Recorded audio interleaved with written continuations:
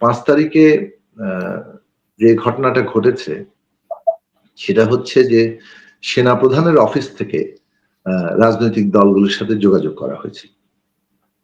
এবং তারা শিক্ষার্থীদের সাথে হয়তো যোগাযোগ করতে চেষ্টা করেছেন অথবা পরে করেছেন।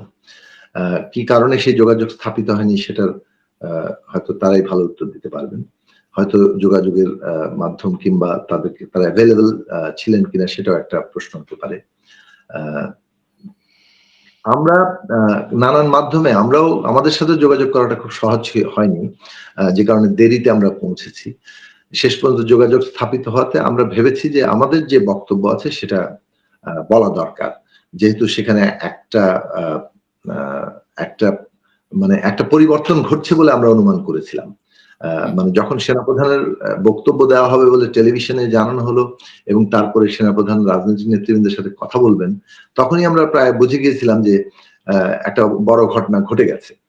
এবং সেইটা আমরা যখন ওখানে উপস্থিত হলাম ততক্ষণে মিডিয়া তো চলে এসছে যে শেখ হাসিনা পদত্যাগ করেছেন এবং দেশত্যাগ করেছেন।